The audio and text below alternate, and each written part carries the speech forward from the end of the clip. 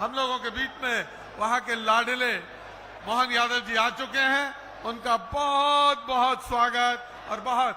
अब सभी से आग्रह है अपने अपने स्थान पर बैठ जाएं।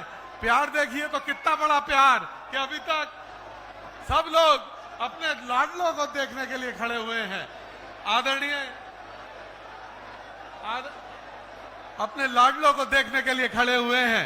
आप लोगों के प्यार से अभिभूत है। सब लोग अपने अपने स्थान पर बैठ जाइए, अपने स्थान पर बैठ जाइए। अब मैं अच्छा, सब अभी मन भरा नहीं है, ठीक। अच्छा, योगी मोहन जिंदाबाद, योगी मोहन जिंदाबाद। दोनों थोड़ा जोर लगा के लगना चाहिए। गुन्नौर में अभी स्वागत हो रहा है। योगी मोहन जिंदाबाद।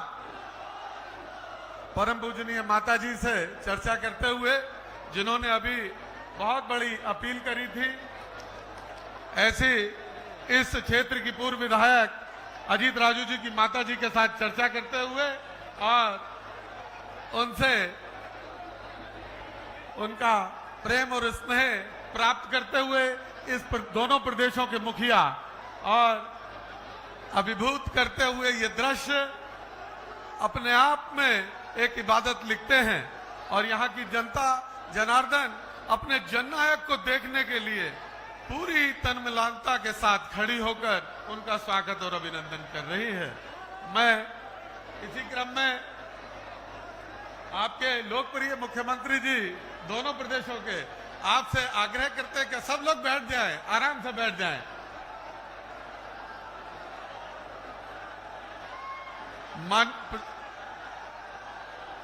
अच्छा, माननीय आदित्यनाथ, योगी आदित्यनाथ जी एक बार सबसे एक बार यूं कर दीजिए, हाथ कर दीजिए, सब बैठ जाएंगे। आपके आग्रह से बैठ जाएंगे। एक बार जोरदार, आपके आग्रह से बैठ जाएंगे। जोरदार नारे, योगी मोहन जिंदाबाद, जिंदाबाद, जिंदाबाद। ये गर्मजोशी बताती है कि आपसे कितना प्रेम करते हैं। धन्यवाद। अब मैं यहाँ के प्रत्याशी बड़े भाई आदरणीय दुर्विजय सिंह जी से आग्रह करूंगा, भाई अजीत राजू जी से आग्रह करूंगा एवं सभी जनप्रतिनिधियों से आग्रह करूंगा कि माननीय मुख्यमंत्री, दोनों मुख्यमंत्रियों का प्रतीक चिन्ह देकर स्वागत करें। योगी मोहन जिंदाबाद। गुन्नौर से आई आवाज, गुन्नौर से आई आवाज, योगी जिंदाबाद, जिंदाबाद, मोहन यादव जिंदाबाद।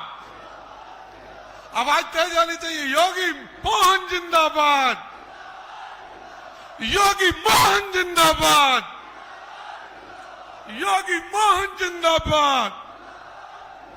अब माननीय दोनों मुख्यमंत्रियों ने आपसे आग्रह किया है कि बैठ जाएं।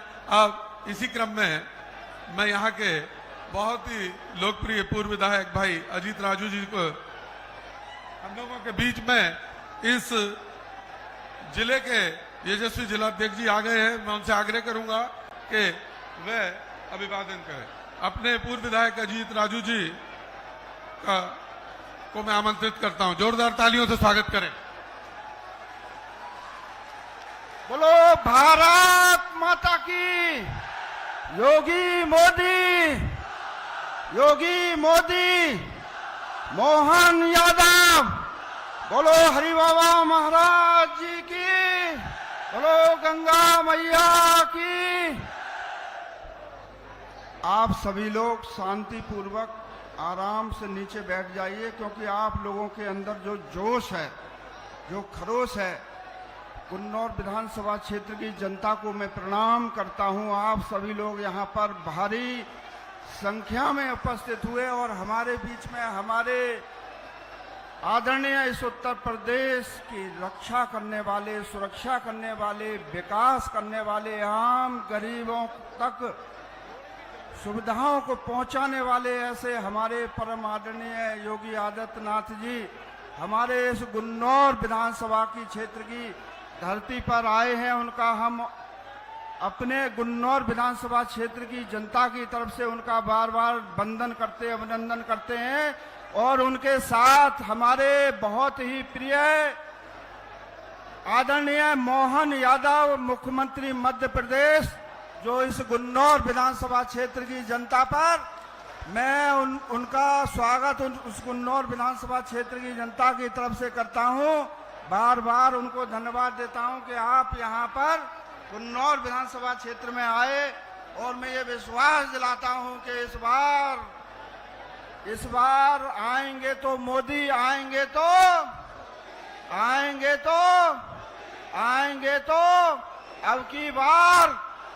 अब की बार बहनों भाइयों, आज हम सब लोगों के बीच में हम लोगों की मुख्यमंत्री यहाँ पर आए हुए हैं। मैं आप सभी लोगों से अनुरोध करता हूँ कि इस बार गुन्नौर विधानसभा क्षेत्र से भारतीय जनता पार्टी के प्रत्याशी हमारे दुर्विजय शाक्य जी को हम यहाँ से भारी मतों से जिताने का काम करेंगे और मोदी जी को तीसरी बार इस देश का प्रधानमंत्री बनाने का काम करेंगे, क्योंकि इस बार प्रधानमंत्री जब हमारे मोदी जी बनेंगे तो वो जो जितने भी जनता के अंदर जो भी हमारी आवश्यकता है, मूलभूत आवश्यकता है, उनको भी पूरा करने का काम करेंगे। आज तक 10 साल के अंदर मोदी जी ने जो हमारे इस देश के अंदर कार्य किया है वो किसी से अछूता नहीं है। उन्होंने हमारी जनता के हितों के लिए जो कार्य किया है, चाहे वो शौचालय बनवाने का काम किया हो, चाहे वो सिलेंडर देने का काम किया हो, चाहे वो आवास देने का काम किया हो, चाहे वो गरीब जनता के घर घर बिजली पहुंचाने का काम किया हो। मैं आदरणीय मुख्यमंत्री जी को बताना चाहता हूं कि हमारे गुन्नौर विधानसभा क्षेत्र में ज्यादातर गन्ना किसान हैं और उन गन्ना किसानों को आपने जो पेमेंट दिया है वो हमारे गन्ना किसानों को हर महीना 15 दिन के अंदर पेमेंट मिलता है। वही समाजवादी की सरकार में वही पेमेंट 6-6 महीने तक हमारे लोगों को भटकना पड़ता था। और आज जितने भी विकास हो रहे हैं, गांव तक पहुंच रहे हैं, गरीबों तक पहुंच रहे हैं। आपने जो भ्रष्टाचार और जो बेईमानी होती थी यहाँ पर गुन्नौर क्षेत्र के अंदर, बहुत बड़ी गुंडागर्दी होती थी, और जब से आपने सत्ता को संभाला है तब से हमारे गुन्नौर ही नहीं बल्कि पूरे उत्तर प्रदेश के अंदर जितने भी गुंडे बदमाश माफिया हैं उन्होंने अपना घर और ठिकाना छोड़ दिया है। तो और हमारी जो माता और बहनें बैठी हुई हैं उनको भी मैं बताना चाहता हूं कि आज कोई गुंडा बदमाश माफिया हमारी माता बहना के ऊपर कोई उंगली नहीं उठा सकता। अगर कोई उंगली उठाएगा तो जेल में जाएगा और नहीं मानेगा तो ऊपर जाएगा भाइयों, ऊपर जाएगा। तो मैं आज कितना विकास पूरे प्रदेश के अंदर हो रहा है, चाहे वो शिक्षा के क्षेत्र में हो, चाहे चिकित्सा के क्षेत्र में हो, चाहे चौड़ी चौड़ी रोडें बनवाने के क्षेत्र में हो, हर गरीब के घर तक सुविधाएं पहुंचाने के क्षेत्र में हो। हमारे गुन्नौर विधानसभा क्षेत्र में योगी जी को बताना चाहता हूं, आदरणीय मुख्यमंत्री जी को, कि हमारे गुन्नौर क्षेत्र में किसानों के बिजली के ट्यूबवेल जो समाजवादी की सरकार में नहीं लगे थे वो भी योगी जी ने हमारे गुन्नौर क्षेत्र के अंदर किसानों के भारी मात्रा में ट्यूबवेलों को लगवाने का काम किया और खेतों तक बिजली को पहुंचाने का काम किया। इसी के साथ मैं अपनी बात को यहीं पर समाप्त करता हूं और मैं आप लोगों से अनुरोध करना चाहता हूं कि इस बार मोदी जी की सरकार हमें हर कीमत पर इस देश के अंदर बनाने हैं और हमारे जो यहाँ के प्रत्याशी हैं, हमारे आपके बेटे, आपके भाई, आपके लाल, जो आपकी सेवा करने के लिए मोदी जी ने आपके बीच में यहाँ पर भेजा है, उन्हें भारी मतों से विजयी बनाना है और समाजवादी के इस भ्रम को मिटाना है कि समाजवादी सोचती है कि ये गुन्नौर विधानसभा क्षेत्र हमारा गुलाम है। लेकिन मैं ये बताना चाहता हूं, गुन्नौर विधानसभा क्षेत्र किसी का गुलाम नहीं है। गुन्नौर विधानसभा क्षेत्र उसी को वोट देता है जो अच्छे काम करता है अच्छे समाज के अंदर।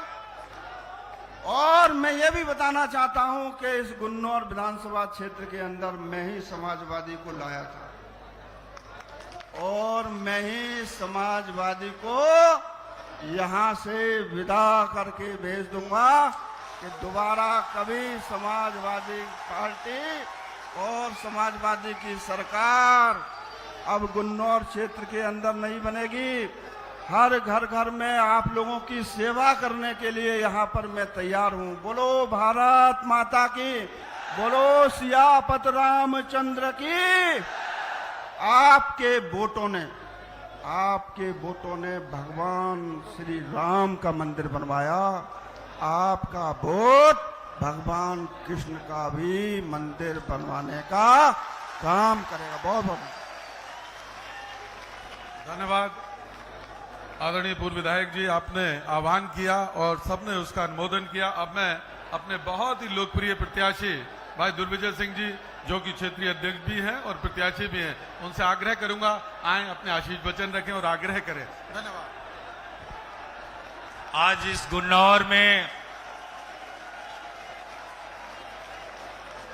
जिनको सुनने के लिए हम सब यहाँ उपस्थित हैं, जिनका आशीर्वाद आज मुझे मिलेगा, ऐसे उत्तर प्रदेश के बहुत ही लोकप्रिय जनप्रिय, जिनके नेतृत्व में आज उत्तर प्रदेश दंगा मुक्त हुआ है, जिनके नेतृत्व में आज उत्तर प्रदेश भय मुक्त हुआ है, जिनके नेतृत्व में आज उत्तर प्रदेश गुंडा मुक्त हुआ है, जिनके नेतृत्व में आज उत्तर प्रदेश विकास के पथ पर आगे बढ़ रहा है, ऐसे लोक नायक आदरणीय उत्तर प्रदेश के मुख्यमंत्री आदरणीय योगी आदित्यनाथ जी और मध्य प्रदेश के बहुत ही लोकप्रिय मुख्यमंत्री, जिनका जो कहते हैं कि जिनका जो भक्त हो महाकाल के, उनका कोई क्या बिगाड़ेगा, ऐसे महाकाल के भक्त आदरणीय मोहन यादव जी, आप सबसे मेरा निवेदन है, एक बार खड़े होकर दोनों माननीय मुख्यमंत्री जी का हार्दिक स्वागत करें, अभिनंदन करें, जोश के भर दें एक बार। ऐसे बहुत बहुत धन्यवाद। हमारे पश्चिम क्षेत्र के अध्यक्ष आदरणीय सत्येंद्र सिसोदिया जी, हमारे कद्दावर नेता पश्चिम में पूरे उत्तर प्रदेश में आदरणीय सुरेश राणा जी, प्रदेश के उपाध्यक्ष आदरणीय दिनेश जी, आदरणीय विधायक आदरणीय महेश गुप्ता जी, जिला अध्यक्ष बदायूं आदरणीय राजीव गुप्ता जी, एमएलसी आदरणीय सतपाल सैनी जी, हमारे यहाँ के बहुत लोकप्रिय पूर्व विधायक, जिनका आप सबसे घर घर में नाता है, जिनकी तीसरी पीढ़ी आज यहाँ राजनीति में आप सबकी सेवा में लगे हैं, ऐसे पूर्व विधायक पूर्व मंत्री आदरणीय अजीत यादव राजू जी, हमारी यहाँ की लोकप्रिय सांसद बहन आदरणीय डॉक्टर संघमित्रा मौर्य जी, हमारे सहसवान के लोकप्रिय प्रत्याशी आदरणीय डीके भारद्वाज जी, और जिनका मुझे जैसे मेरी अपनी माँ हो, ऐसे जिनको मिलकर मुझे हमेशा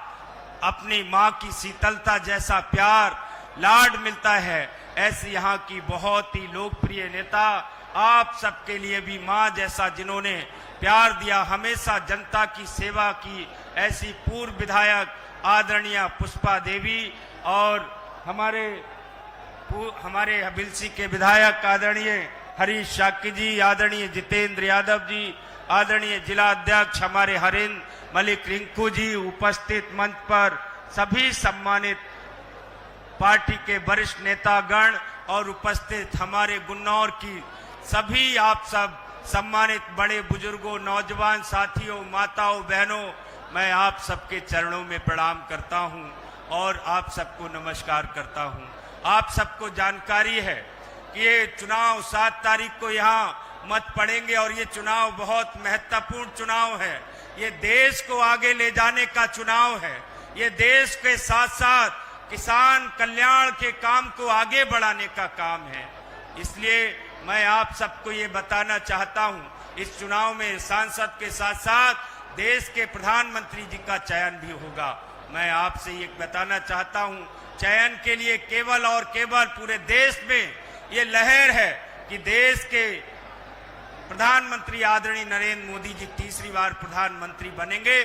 तब मैं आप सब गुन्नौर के सम्मानित लोगों से ये कहना चाहता हूं कि जब देश में तीसरी बार प्रधानमंत्री मोदी जी को अगर आप प्रधानमंत्री बनाना चाहते हैं तो एक बार हाथ उठाकर अपना आशीर्वाद यहां से दीजिए कि आप सब माननीय मोदी जी को प्रधानमंत्री बनाना चाहते हैं।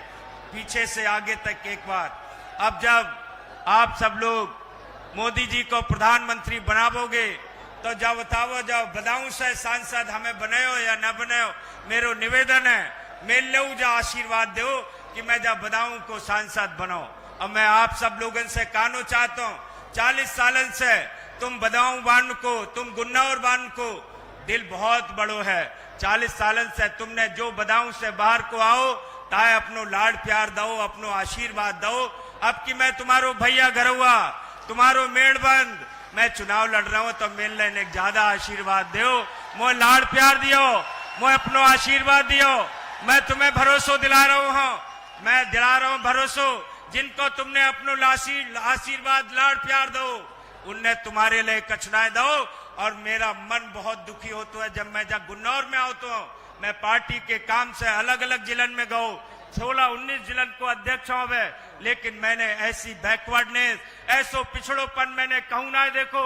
तुमने जिस सैफाई वान को जितो लाड़ प्यार दो गुन्नौर वालों, तुमने अपनो सब कुछ लुटाओ, लेकिन इनने तुम्हें केवल पिछड़ोपन और केवल बेरोजगारी और केवल हाथन में गुंडाई दई, इसके अलावा कोई काम ना दो है। लेकिन मैं आपको भरोसा दिला रहा हूं, मैं आपको कहना चाह रहा हूं, जहां क्षेत्र की गुंडाई वैसे तो पूरे उत्तर प्रदेश में महाराज जी ने खत्म कर दी है, लेकिन छोटी मोटी रह गई तो मऊ मिलके बा में थोड़ी प्रयास करेंगे और जो गुंडन को समाप्त कर देंगे, इनकी गुंडाई समाप्त हो जाएगी, इनको नेता समाप्त हो जाएगा। मैं सिर्फ इतनी बात कहते हुए कि मैं तुम्हारो भैया बंद घरवा हूं, मैं प्रयास करूंगा। 40 सालन से तुमने ही सांसद के दर्शन ना करे, उनके प्रतिनिधि के दर्शन करे हैं। जब तुम्हारो भैया घरवा सांसद बनेगो तब तुम्हारे घर दावत जरूर खाना आवेगो, बाली बच्चा के बामे। अगर तुमने मैं काट दो तो मैं दावत खाना आवेंगो तुम्हारे।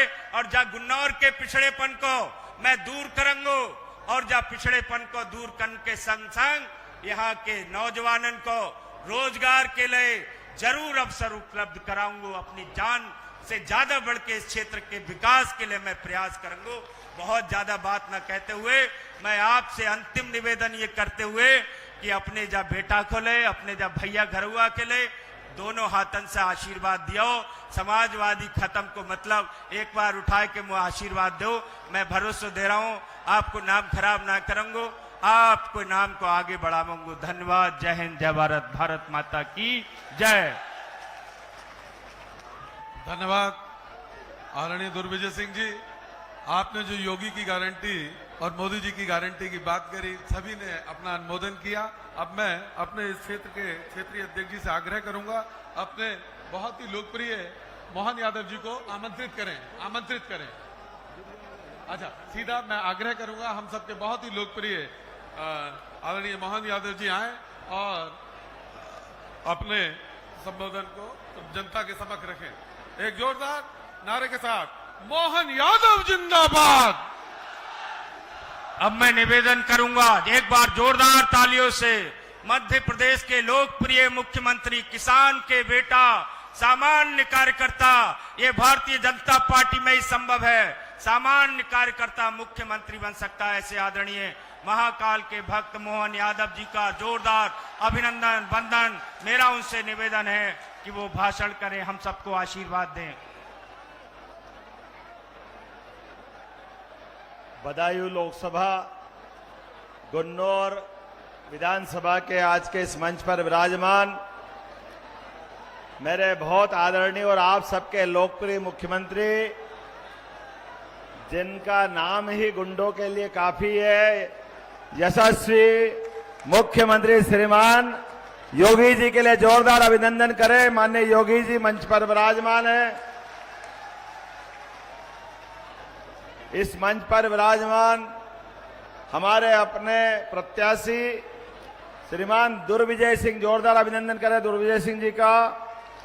मंच पर मौजूद सत्येंद्र सिसोदिया जी, सत्यपाल सैनी जी, सांसद संघमित्रा जी, सुरेश राणा जी, दिनेश शर्मा जी, हरेंद्र सिंह रिक्कू जी, अजित कुमार राजू जी, श्रीमती पुष्पा यादव जी। मैं गिन्नौर में माता गंगा के किनारे की इस पवित्र नगरी में आया तो पहली बार हूं, लेकिन आपका प्रेम देख के लग रहा है कि सच में बार बार आने की इच्छा होगी। इतना प्रेम, इतना उत्साह, इतना उमंग, यह देख करके मेरी आने की सारी थकान मिट गई। हम सब मिलकर के एक बार जयकारा लगाए, बोले बाबा महाकाल महाराज की, गोपाल कृष्ण भगवान की, प्रभु रामचंद्र जी महाराज की। कितना अच्छा लगता देवी देवताओं की आवाज पे जयकारा लगाते हुए। हमको सबको वर्तमान का समय, इस समय के लिए तो कहा जाए कि देवता भी तरस रहे के काश कितना अच्छा समय मोदी जी का आया। जोरदार ताली बजाए मोदी जी, योगी जी के इस समय के लिए। वर्तमान के दौर में अभी हम चुनाव की बेला में हैं, 3-4 दिन बाद वोट डलने वाले हैं, और मैं जिसके सामने बोल रहा हूं, ये यदुवंशियों की बड़ी संख्या मुझे मालूम है कि साथ यहां बैठी हुई है। और ये हमारा सौभाग्य भी है कि हम ऐसे भगवान श्री कृष्ण से जुड़ते हैं जिन्होंने सदैव धर्म मार्ग पे चलना सिखाया। अपने जीवन काल में कभी अधर्म से समझौता नहीं किया, सदैव धर्म मार्ग की जय जय की। और मुझे इस बात का आनंद है, आज मोदी जी के काल में हमारे इस देश के बदलते समय में जीवन के सब क्षेत्रों में लगातार बदलाव हम देख रहे हैं। आप कभी कल्पना कर सकते हो, आप तो इतनी बड़ी संख्या में हो। मेरी अपनी जिस जगह से मैं आता हूं, उस विधानसभा में 500 यादव भी नहीं है, लेकिन उसके बावजूद भी आपके इस भाई को मौका देती है भारतीय जनता पार्टी और मुख्यमंत्री के पद तक पहुंचाती है। इसलिए मैं आपसे भारतीय जनता पार्टी से जुड़ने की बात कहता हूं, क्योंकि ये खाली कहती नहीं है सबका साथ सबका विकास, ये करके बताती है। इसलिए इससे जुड़ने की बात कह रहा हूं। दुर्भाग्य से 12% से ज्यादा आबादी उत्तर प्रदेश की है, और माननीय उनके पिताजी या बेटा जी, इतनी बड़ी आबादी में कोई अपने में से एक बार किसी को मौका नहीं दिया। उनकी पार्टी 4-4 बार मुख्यमंत्री बनाती है, लेकिन किसी यादव बंधु को मौका नहीं देती। इसका मतलब क्या हो गया? इसका मतलब हो गया उनका दायरा बहुत छोटा हो गया। अरे आनंद तो तब आए, उन्होंने कहा हमारे घर से बन गए, अब गिन्नौर से मुख्यमंत्री बना के बता देते तो मालूम पड़ता है क्या तकलीफ आती उनको। ये अजय भाई ने सही कहा है कि आए थे समाजवादी के साथ बनने के, लेकिन अब विदा करने का, वास्तव में विदाई करना चाहिए। जोरदार ताली बजाओ इस बात के लिए। और सरकार में बनना सरल है, और बन करके अगर सार्थकता नहीं हो जाए तो क्या फायदा? अरे एक बार नहीं, 2 बार नहीं, 3 बार नहीं, 4-4 बार आपके यहां से मुख्यमंत्री बन जाए, सरकार बन जाए। सरकार तो एक ही बार पर्याप्त होती है। और बाबा जी ने जो दूसरी बार सरकार बनाई, पूरे देश में उदाहरण बन गया उत्तर प्रदेश के। कहीं भी गुंडागिरी कर दो, लेकिन उत्तर प्रदेश में गुंडागिरी करी तो छोड़ने वाले नहीं है हमारे लिए। जोरदार अभिनंदन करो माननीय योगी जी के लिए। समय के साथ हम सब शपथ लेते हैं कि सरकार बनेगी, सभी जाति वर्ग धर्म से ऊपर उठ करके कानून और व्यवस्था की स्थिति बनाएंगे। ये केवल बोलने के नहीं बनाते, ये इन पे निभाने के लिए बनाते। उसी प्रकार से जैसे गरीब परिवार से निकल करके इस देश के प्रधानमंत्री श्रीमान नरेंद्र मोदी जी ने साबित कर दिया कि देश का प्रधानमंत्री कैसा होना चाहिए। जोरदार अभिनंदन करें श्रीमान नरेंद्र मोदी जी के लिए, जिनके कारण अपने देश में नहीं, दुनिया के अंदर जहां कहीं भी 200 से ज्यादा देश है, लेकिन 200 से ज्यादा देश में हर एक कहीं बाहर के, यहां भारत तो छोड़ो, दुनिया के अंदर भारतवंशी का मान बढ़ाने का काम अगर किसी ने किया तो श्रीमान नरेंद्र मोदी जी ने किया है, जिनके माध्यम से हमारी सनातन संस्कृति गौरवान्वित हो रही। आप बाहर कहीं चले जाओ और आप जय जय श्री राम बोल दो, इसका मतलब है कि आप भारत से आए। वर्तमान का दौर इतना आनंद का बनाने का अगर किसी ने श्रेय दिया तो माननीय श्रीमान नरेंद्र मोदी जी और श्रीमान योगी जी ने दिया। हम अभिनंदन करें अपने नेताओं का। आज इस दौर में मुझे एक और बात जोड़ना है। मैं थोड़े दिन पहले शिक्षा मंत्री था और शिक्षा मंत्री में मेरे मन में भी कशिश थी कि हम अपने कॉलेज के बच्चों को शिक्षा देना चाहते हैं, लेकिन ये भी एक 5000 साल पुराना इतिहास है।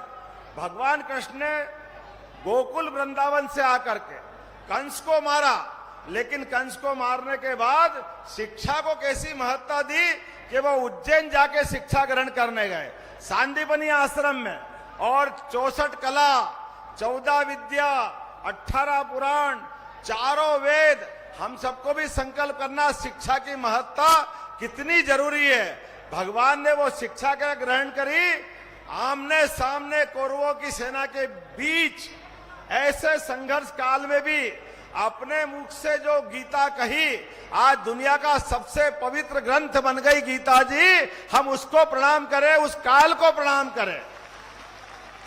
और हमारा सबका सौभाग्य है, अब कोई विदेशी आता है इस देश के अंदर तो सबसे पहले प्रधानमंत्री अब उनको कोई ताजमहल नहीं देते हैं, उनको अपनी कोई भेंट देना है तो हमारी गीता जी को भेंट करते, कितना आनंद आता हम सबको।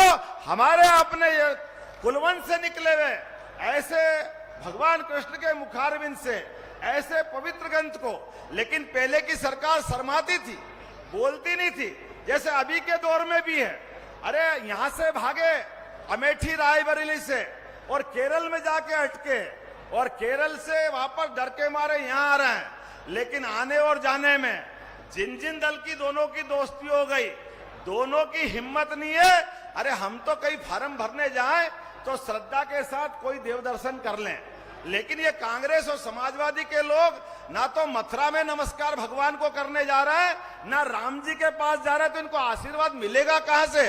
कौन आशीर्वाद देगा इनको? ये केवल वोट लेने आएंगे, भगवान के ऊपर भरोसा नहीं है, श्रद्धा नहीं है, इतने बड़े वर्ग के अपमान कर रहे हैं। मैं तो बाबा जी के लिए धन्यवाद देना चाहूंगा, भगवान राम के मंदिर का आनंद आ गया। और अभी हमने सुना है, जैसे हमने बाबा महाकाल का महालोक का आनंद कर दिया, बनारस का आनंद कर दिया, आपने कहा चुनाव के बाद की तैयारी है कि हम मथुरा में भी भगवान कृष्ण के आनंद करेंगे, ये इनका अपना संकल्प है।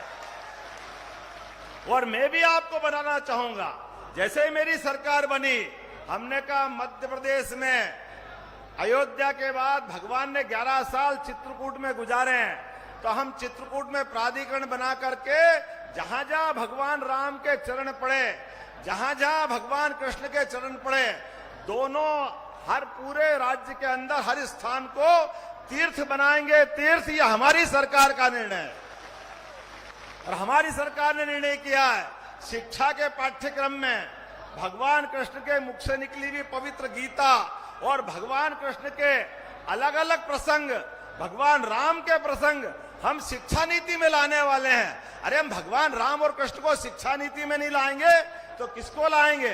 डरने वाले डरते होंगे, हम नहीं डरते, हम मोदी जी के पट्टे हैं, मोदी जी की सरकार में इस बात को रखते हैं कि भगवान की दया से जो सनातन धर्म को गाली देने वाले हैं उनसे हिसाब चुकता करने के लिए।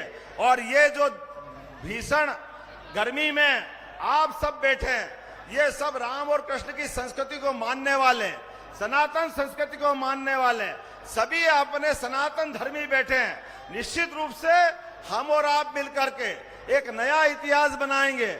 आने वाले समय में 7 तारीख के दिन जब वोट डले तो आप याद करना, ये हमको गालियां दे रहे हैं, मर्जियां जो बोल रहे हैं, जो बोलना सब बोलने दो, सब सुनते रहना। आप याद कर लो शिशुपाल का घटनाक्रम, भगवान कृष्ण ने उनकी माताजी से कहा था, माताजी 100 तक गिनूंगा, 1 2 3 4 5, और जैसे ही 100 हुआ भगवान ने उंगली ऊपर करी, सुदर्शन चक्र आया और हिसाब चूकता कर दिया था। आप भी अपनी उंगली बचा के चलना, जितने लोग यहाँ बैठे हैं, आपके हाथ में भी 7 तारीख के दिन सुदर्शन चक्र आने वाला है। यहां से लेके वहां तक भगवान कृष्ण को स्मरण करना और सब अपना मन में संकल्प करना, किसी भी हालत में अब की बार हमारे को कमल खिलाना है। बोलो सब तैयार है? यहां से वहां तक सब तैयार है? तो मेरे साथ बोलो गोपाल कृष्ण भगवान की, महाकाल महाराज की, भगवान रामचंद्र की बहुत बहुत धन्यवाद। भारत माता की जय। धन्यवाद आदरणीय मुख्यमंत्री जी।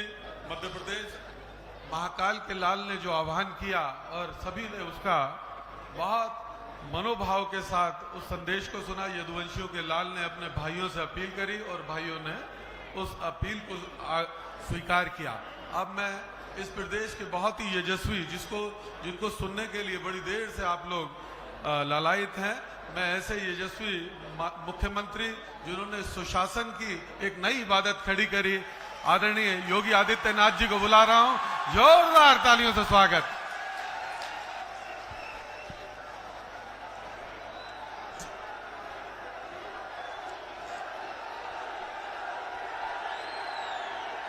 भारत माता की, भारत माता की, भारत माता की।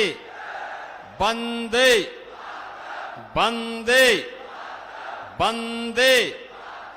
वृंदावन बिहारी लाल की, कृष्ण कन्हैया की जय श्री राम, जय जय श्री राम। मंच पर उपस्थित मध्य प्रदेश के लोकप्रिय मुख्यमंत्री डॉक्टर मोहन यादव जी, भारतीय जनता पार्टी के क्षेत्रीय अध्यक्ष पश्चिमी क्षेत्र श्री सत्येंद्र सिसोदिया जी, प्रदेश उपाध्यक्ष विधान परिषद सदस्य श्री सत्यपाल सिंह सैनी जी, माननीय सांसद श्रीमती संघमित्रा मौर्य जी, पूर्व मंत्री श्री सुरेश राणा जी, प्रदेश उपाध्यक्ष दिनेश शर्मा जी, जिलाध्यक्ष संभल श्री हरेंद्र सिंह चौधरी जी, पूर्व विधायक श्रीमती पुष्पा यादव जी, पूर्व विधायक गुन्नौर श्री अजीत यादव राजू जी,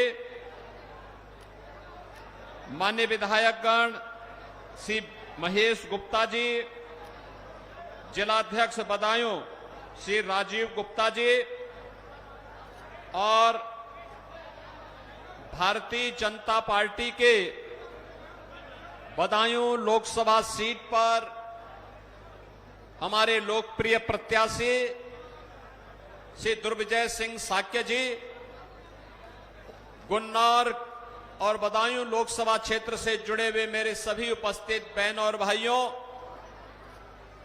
इस पावन धरा को जो वीर भूमि है, अन्नदाता किसानों के परिश्रम की भूमि है, ऐसी पावन धरा को कोटि कोटि नमन करते हुए मैं आप सबका हृदय से अभिनंदन करता हूं।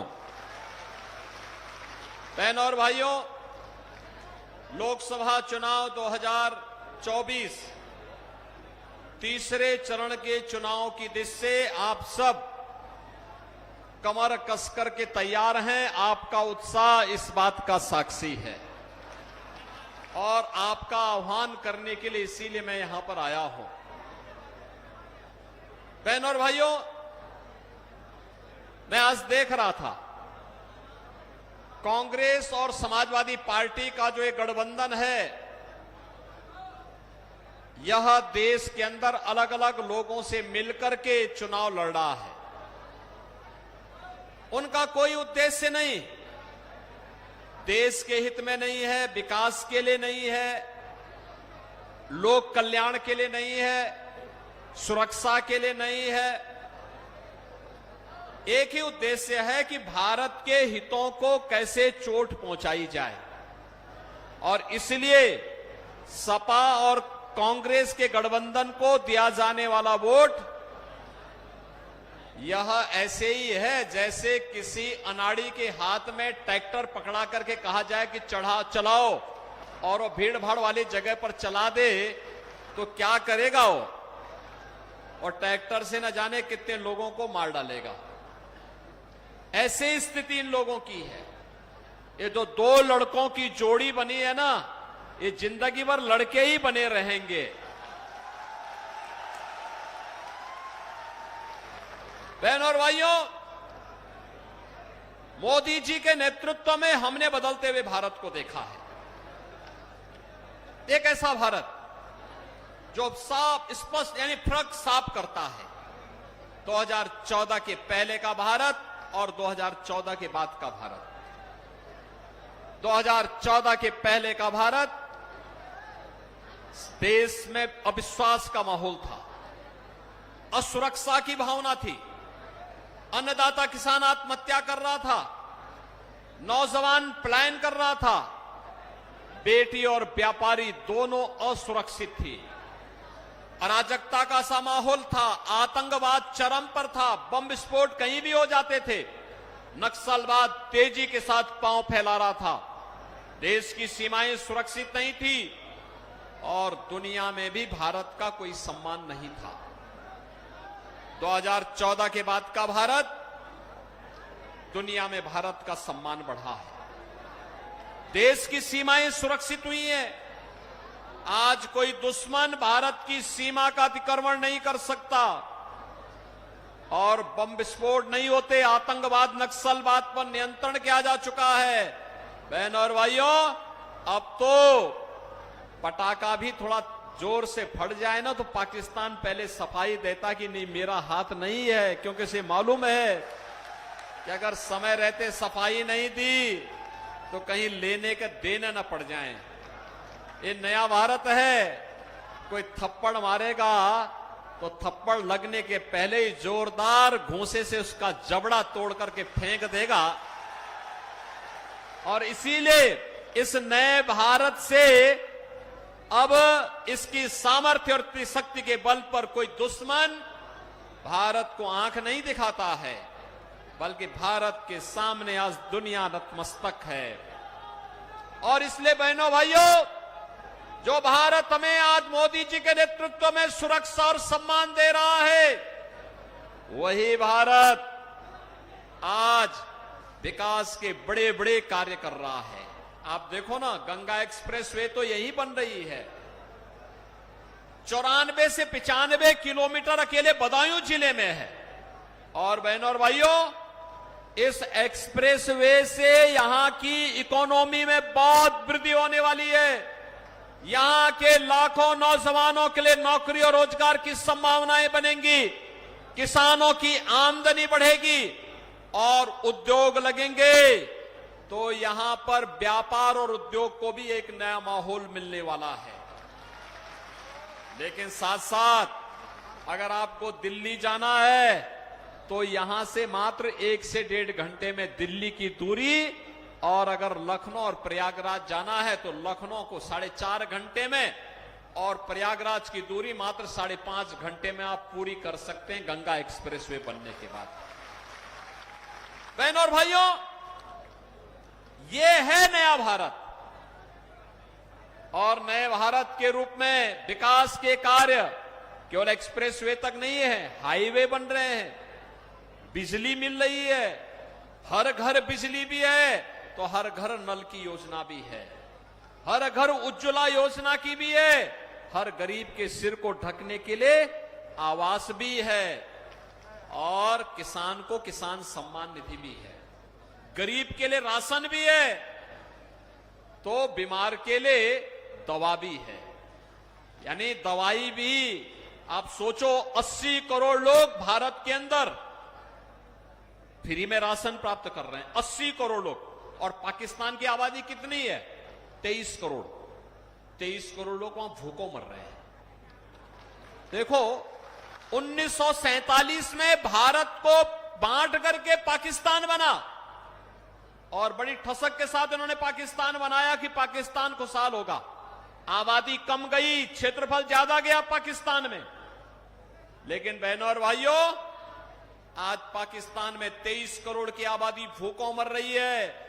1 किलो आटा के लिए ऐसे लड़ते हैं जैसे गली में आप बहुत सारी चीजों को देखते होंगे, लड़की एक रोटी के टुकड़े के लिए लोग गली में बहुत सारे जीव भिड़ते हैं, ऐसे पाकिस्तान में 1 किलो आटा के लिए लोग भिड़ते हैं।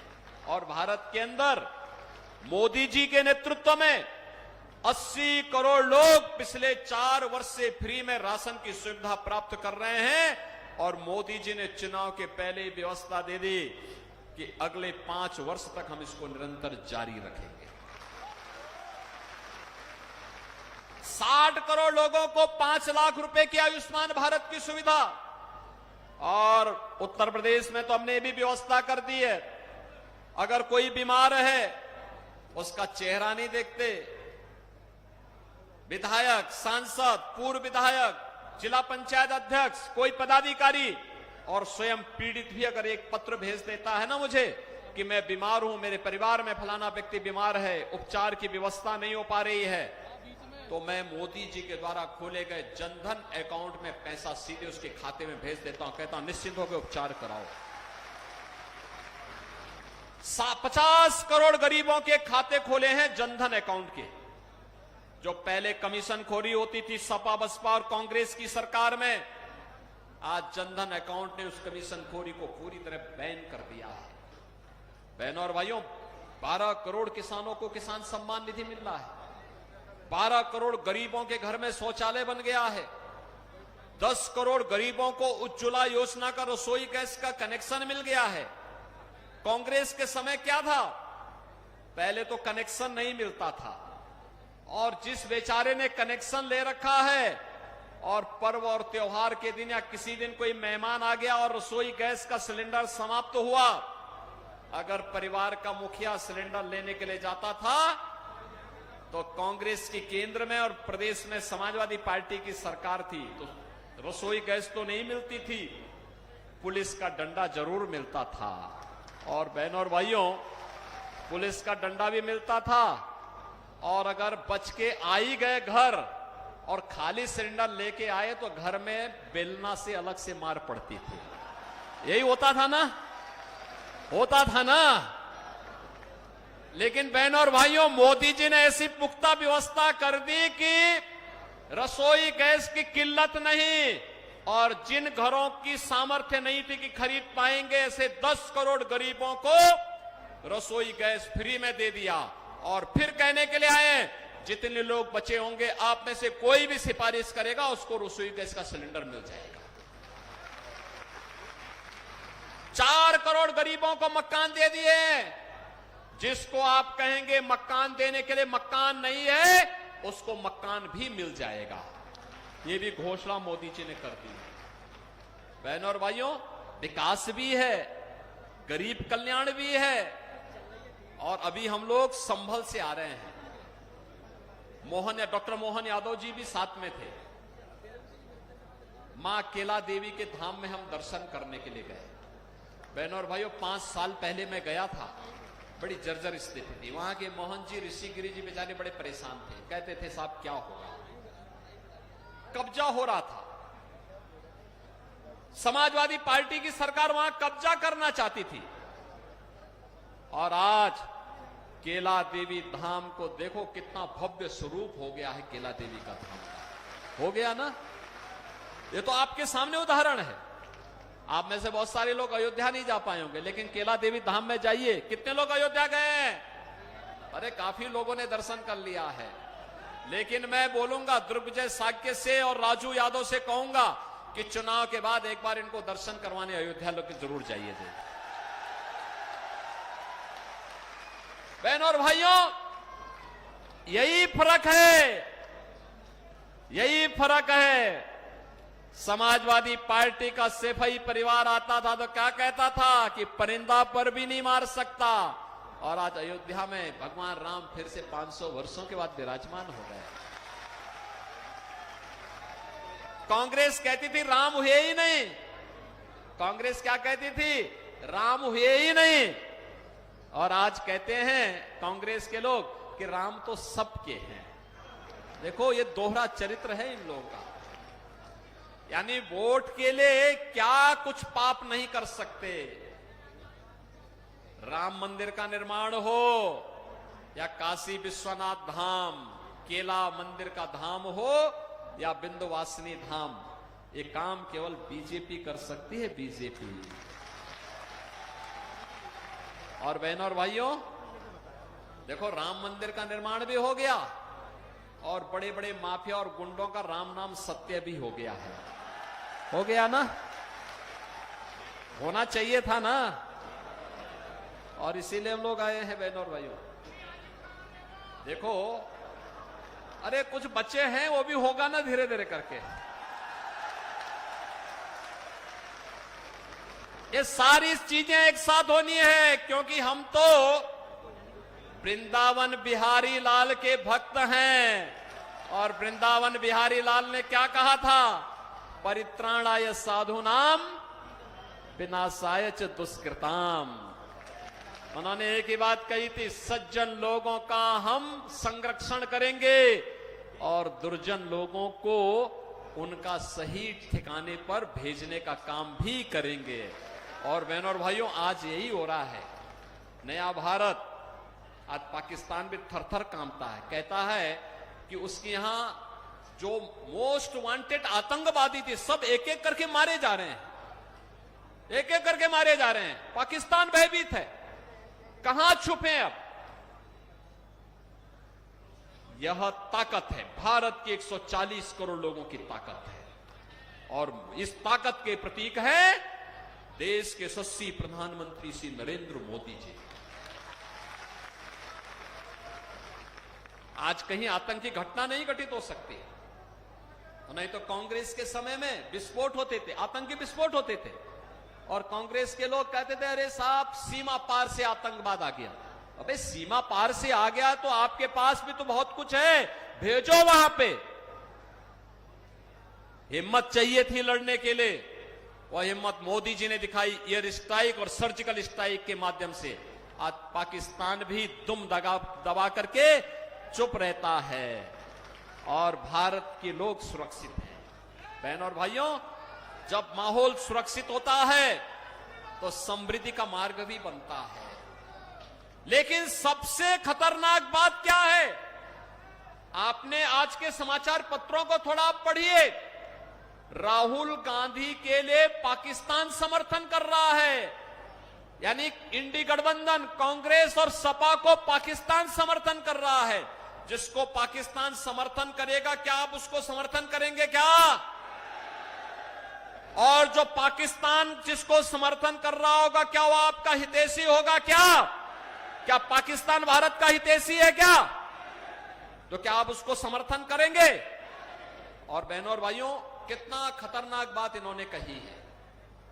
अपने घोषणा पत्र में कांग्रेस और इंडी गठबंधन क्या कहता है? कहता है अल्पसंख्यकों की रुचि के अनुसार खान पान की स्वतंत्रता देंगे। मैं एक बात पूछना चाहता हूं बहनों और भाइयों, मैं एक बात पूछना चाहता हूं, ऐसा कौन सा खान पान है जिसको बहुसंख्यक समाज नापसंद करता है, अल्पसंख्यक समाज पसंद करता है? कौन सा ऐसा है? क्या रोटी आप खाते हैं, क्या वो रोटी नहीं खाते? चावल आप खाते हैं, क्या चावल वो नहीं खाते? आप जो भी टोस्ट लेते होंगे, पकौड़ी खाते होंगे, छोला खाते होंगे, या फिर जो भी खाते होंगे वह भी खाता है। लेकिन एक चीज में हम सब में विभेद है। हम कहते हैं हम गौ माता को सभी देवताओं का वास मानते, उसकी पूजा करते हैं, और शरारतन कुछ लोग गौ माता की हत्या करके गौ मांस खाते हैं। यही अंतर है। यानी कांग्रेस का घोषणा पत्र क्या बोल रहा है? कह रहा है हम गौ हत्या को प्रश्रय देंगे। क्या आप गौ हत्यारों को प्रश्रय देने देंगे क्या? गौ हत्या होने देंगे क्या? क्या नरक के द्वार खोलेंगे क्या? और कांग्रेस के इस पाप में भागीदार बनेंगे क्या? समाजवादी पार्टी के इस पाप में भागीदार बनेंगे क्या? इस पाप में भागीदार बनने के लिए नहीं आए हैं हम लोग। आपने देखा होगा 17 में हमारी सरकार बनी, मैंने पहला ऑर्डर पास किया। सबसे पहला ऑर्डर था, मैंने कहा था गौ माता की रक्षा होगी, हर हाल में रक्षा होगी, और हमने इलीगल स्लॉटर हाउसेस सब बंद करवा दिए। इसके बाद गोवंश बढ़ा। पहले तो घर घर से चोरी करके गाय और भैंस लेके चले जाते थे, अब किसी की हिम्मत नहीं। कोई गाय भैंस किसी के यहां खोल करके लेके चली जाए। बहनों और भाइयों, अब हमने फिर व्यवस्था की, हम निराश्रित गौ आश्रय स्थल चलाएंगे। 11 लाख गोवंश इस समय सरकार उसका भरण पोषण कर रही है और आने वाले समय में इसका विस्तार भी सरकार करने जा रही है। मैं आपको आश्वस्त करता हूं, कृष्ण कन्हैया के धाम में, उनके देश में, राम और कृष्ण के देश में गौ हत्या को हम कतई नहीं होने देंगे, कतई नहीं होने देंगे। और गौ हत्यारों को किसी भी दिशा में आपकी आस्था के साथ खिलवाड़ नहीं करने देंगे। और इसीलिए मैं आया हूं आपसे कहने के लिए कि बहनों और भाइयों, हमारे पूर्वज, हमारे संस्कार, हमारी संस्कृति गाय को तो मानती है, सर्वे देवा स्थिता देहे सर्वदेव मही ही गौ, यानी गौ, सभी देवी देवताओं को गौ माता में हम मानते हैं। और तब ये कांग्रेस के लोग, सपा के लोग क्या पाप करने जा रहे हैं? इनसे कुछ उम्मीद करते हैं क्या? ये सुरक्षा नहीं दे सकते, ये आपको सम्मान नहीं दे सकते, ये लोग देश का विकास नहीं करा सकते, ये भ्रष्टाचार को नियंत्रित नहीं करा सकते, अन्नदाता किसानों का सम्मान नहीं कर सकते, नौजवान को रोजगार नहीं दे सकते, आपकी आस्था का भी सम्मान नहीं कर सकते। और उल्टे आज क्या कह रहे हैं? कह रहे हैं कि पिछड़ी जाति को मिलने वाले 27% आरक्षण को अब ये काट करके मुसलमानों को देना चाहते हैं। क्या आपको स्वीकार है? क्या अपना हिस्सा उनको देंगे? क्या अनुसूचित जाति के लोगों के आरक्षण को भी काटने जा रहे हैं? क्योंकि कांग्रेस की यूपीए सरकार थी, जब सपा बसपा दोनों समर्थन कर रही थी, तब कांग्रेस ने उस समय रंगनाथ मिश्रा कमेटी की रिपोर्ट लाई थी, सच्चर कमेटी की रिपोर्ट भी लाई थी। और इन दोनों कमेटियों की रिपोर्ट में यह था कि पिछड़ी जाति के, अनुसूचित जाति जनजाति के हकों को मुसलमानों को दे देना चाहिए। क्या आपको स्वीकार है? क्या बाबा साहब भीमराव अंबेडकर ने धर्म के आधार पर आरक्षण का विरोध किया था? क्या हो गया ये कांग्रेस और सपा के लोगों को? आज ये बाबा साहब भीमराव अंबेडकर का भी अपमान कर रहे हैं। और इसलिए बहनों और भाइयों, मोदी जी ने आश्वासन दिया है, पिछड़ी जाति और अनुसूचित जाति जनजाति के अधिकारों पर किसी को डकैती डालने की छूट नहीं दी जाएगी। और अगर कोई डकैती डालेगा तो भारतीय जनता पार्टी डट करके विरोध करेगी। और इसलिए बहनों और भाइयों, मैं आज आपके पास आया हूं। अब तो कांग्रेस के लोगों को बुलडोजर से भय लगने लग गया है, भय लग रहा है। उनको माफिया और अपराधी शरीफ लगते हैं। इस समाजवादी पार्टी के लोगों को तो आप देख रहे होंगे क्या कर रहे हैं। एक ही परिवार के सभी लोग, यानी कोई अजीत यादव नहीं मिला उनको, कोई नहीं मिला। एक कन्नौज से, एक मैनपुरी से, एक को बदायूं से, एक को फिरोजाबाद से और एक को आजमगढ़ से, एक ही परिवार में। बाकी परिवार, बाकी इतनी बड़ी आबादी में से कोई दूसरा यादव मिला ही नहीं। तो परिवारवादी राजनीति को तो अब दिन गए। आप तैयार है ना इसको जवाब देने के लिए? तैयार है ना कि परिवारवादी राजनीति नहीं होगी? सहमत है ना? योग्यता के आधार पर लोगों को प्रतिनिधित्व मिलना चाहिए कि नहीं मिलना चाहिए? आप सोचो, अगर परिवारवादी राजनीति पर भाजपा विश्वास करती तो क्या मोदी जी का नेतृत्व देश को मिल पाता? क्या और मोदी जी का नेतृत्व नहीं मिलता तो क्या भारत इतनी प्रगति कर पाता? क्या आज तो भारत सुरक्षित है, समृद्ध है, आस्था का भी सम्मान है। और उत्तर प्रदेश में तो अब दंगे भी नहीं होते, कर्फ्यू भी नहीं लगता। कर्फ्यू लगाने वाले, दंगा करने वाले गले में तख्ती टांग करके जान की भीख मांगे फिरे जा रहे हैं, कह रहे हैं साहब एक बार जान बकस दो बस। और इसलिए बहनों और भाइयों, आज मैं आया हूं आपसे कहने के लिए, भारतीय जनता पार्टी ने अपने एक सामान्य कार्यकर्ता को, श्री दुर्विजय साक्य को अपना प्रत्याशी बनाकर के आपके बीच में भेजा है। दुर्विजय साक्य को विजयी बना के भेजेंगे गुन्नौर से, भेजेंगे। हमने अजीत पाल राजू को जिम्मेदारी दी है कि गुन्नौर से चुनाव जिता करके भेजिए। आप सहमत हैं? अपने अपने बूथ को संभालेंगे। और बहनों और भाइयों, मोदी जी का, मेरा, डॉक्टर मोहन यादव जी का संदेशा घर घर पहुंचा दीजिए और पहुंचा दीजिए। कहिए विकास और सुरक्षा की जिम्मेदारी हमारी, आपके सम्मान और आपकी आस्था के सम्मान की जिम्मेदारी हमारी। आप कमल चुनाव चिन्ह से मां लक्ष्मी को यहां पर लाने की तैयारी करिए। मोदी जी को देश की सत्ता फिर से सौंपिए। दुर्विजय साक्य को भारी बहुमत से विजयी बनाए। आप बनाएंगे, लेकिन उसकी शर्त है चुनाव के दिन पहले मतदान फिर जलपान। पहले मतदान फिर, सहमत हैं? अपने साथ लोगों को वोट देने के लिए ले जाएंगे। और बहनों और भाइयों, एक काम और करेंगे और वह काम कि 10 बजे तक, सुबह 7 बजे से 10 बजे तक 50% वोट पड़ जाना चाहिए। पड़ेंगे? सहमत हैं? तो फिर कमल चुनाव चिन्ह के लिए मेरे साथ दोनों हाथ ला करके बोलेंगे, भारत माता की, भारत माता की, भारत माता की जय श्री राम, जय जय श्री राम। बहुत बहुत धन्यवाद आदरणीय मुख्यमंत्री जी।